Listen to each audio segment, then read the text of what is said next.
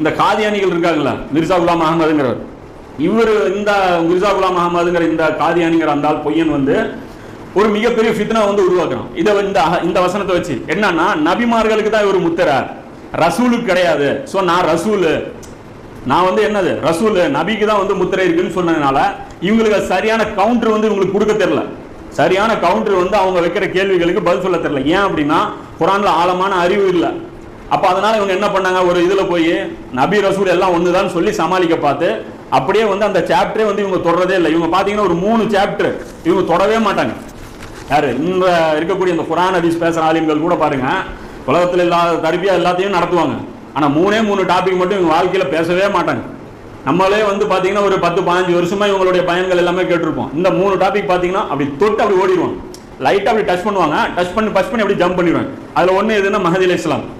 மஹதி அலைஹிஸ்ஸலாம் வந்து இவங்க பேசவே மாட்டாங்க. இப்படி ஒரு கேரக்டர் இருக்கிறதே நமக்கு யாருமே தெரியாது. அடுத்தது வந்து ஈசா நபியுடைய வருகை, ஈசா நபி ஏன் வரணும் இதை பத்தி இவங்க பேசவே மாட்டாங்க. அடுத்தது பாத்தீங்கன்னா நபி ரசூலுக்கு உண்டான வித்தியாசம். ஏன்னா இதை பேசினாங்கன்னா எந்த மன்னர்களிடம் இவர்கள் ஆதாயம் பெற்றுட்டு இருக்காங்களோ அதுக்கு ஆபத்தா போயிடும். இதுக்கு பின்னாடி மிகப்பெரிய பாலிடிக்ஸ் இருக்குது. நபி ரசூலுங்கிற அந்த வார்த்தைக்கு பின்னாடி மிகப்பெரிய அரசியல் இருக்குது. அதுல தோண்ட போனாங்கன்னா இவங்க பெரிய பெரிய பூதங்கள்லாம் இதுல இருந்து வெளியே வரும். சோ அதனால வந்து பாத்தீங்கன்னா சப்ஜெக்ட் தொட மாட்டாங்க. அதை விட என்ன மேட்டர் அப்படின்னா, மிர்சா குலாம் வந்து இவங்க உட்காந்துட்டு இருக்காங்க, இந்த டாபிக்ஸ் இவங்க எடுத்தாங்க அப்படின்னா இதுல வந்து இவங்க ஓட விட்டுருவாங்க. அப்ப இதை பற்றி வந்து சரியான கவுண்டர் இந்த உம்மத்துல யாரு கொடுத்தாங்க அப்படின்னு பாத்தீங்கன்னா மௌலானா மௌதூதி ரஹ்மத்துல்லாஹி அலைஹி அவங்க வந்து கொடுத்தாங்க. சரியான மறுப்புகள் அவருக்கு உண்டான அந்த விவாதம், அந்த நேரத்தை புத்தகங்கள் எல்லாமே பாத்தீங்கன்னா இன்று வரைக்குமே காதியானிகளுடைய அந்த அகீதா, அந்த நம்பிக்கைக்கு அவங்களுடைய அழைப்புக்கு சரியான கவுண்டர் கொடுத்து ஒரு புத்தகங்கள் வந்திருக்குதுன்னா அது மௌலானா மௌதூதி எழுதுனதுதான். இதைத்தான் இன்னைக்கும் வச்சு அவங்களுக்கு பதில் கொடுத்துட்டு வராங்க. நிறைய விஷயம் சொல்லலாம் அதை பத்தி, அது நம்ம இப்ப தேவையில்லை அந்த டாபிக். உதாரணத்துக்கு ஒரு சின்ன ஒரு விஷயம் மட்டும் எடுத்துக்கலாம்.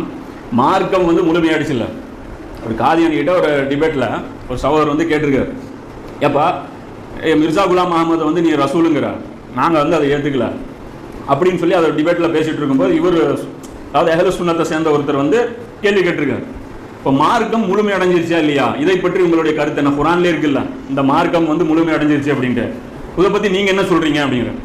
முழுமை அடைஞ்சிருச்சு, அதுல எங்களுக்கு எந்த சந்தேகமும் இல்லை அப்படின்னு. சரி, முழுமை அடைஞ்சிருச்சு, குரான் பாதுகாக்கப்பட்டிருக்கா இல்லையா, அதை பற்றி உங்களுடைய அக்கீதா என்ன அப்படின்னு. ஆமா, குரான் பாதுகாக்கப்பட்டிருக்கு அப்படின்னு. இப்போ குரானும் பாதுகாக்கப்பட்டுருச்சு, மார்க்கமும் முழுமை அடைஞ்சு பெற்றுச்சு, அப்போ பின்னாடி ஒரு இறை தூதர் வர வேண்டிய அவசியம் என்ன இருக்குது அப்படின்னு.